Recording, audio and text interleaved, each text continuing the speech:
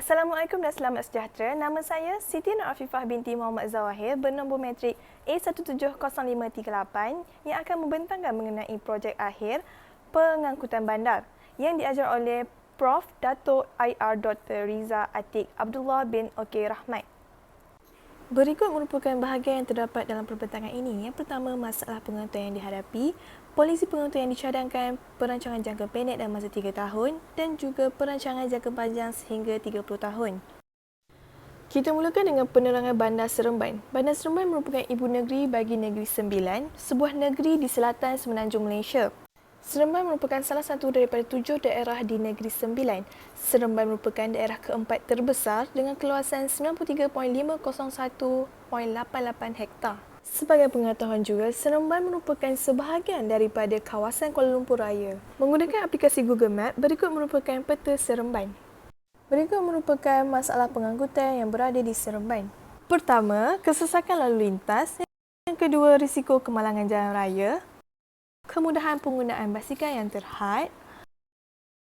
Pengangkutan awam yang tidak mencukupi untuk orang awam menyebabkan berlakunya kesesakan pada waktu puncak. Ini adalah cadangan polisi. Yang pertama, membuat pembaikan dan perubahan lanskap jalan raya seperti membesarkan jalan kepada 3 laluan utama. Yang kedua, memasang kamera perangkap kelajuan di tempat yang strategik bagi mengawasi had kelajuan.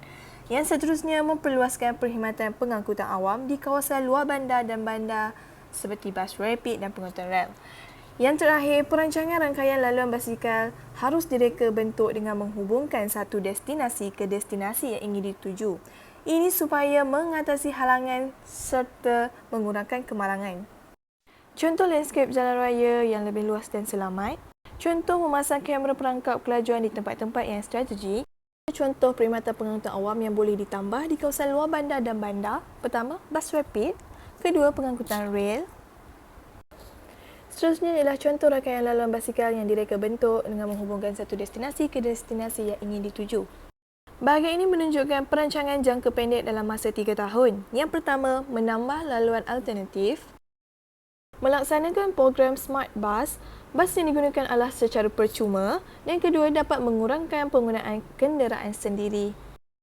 Yang ketiga, menyediakan jadual kekerapan bas.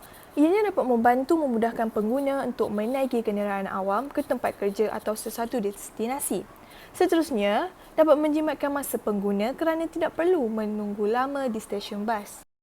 Keempat, menyediakan laluan khas bagi pengguna motosikal di kawasan jalan raya yang sibuk.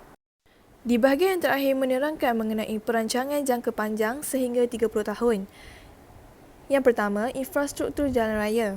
Membangunkan jalan raya terowong atau bertingkat bagi mengurangkan kesesakan lalu lintas.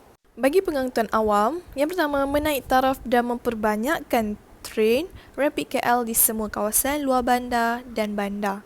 Seterusnya adalah memperbanyakkan kereta api peluru di mana pengguna akan sampai ke destinasi dengan lebih pantas dan menjimatkan masa pengguna.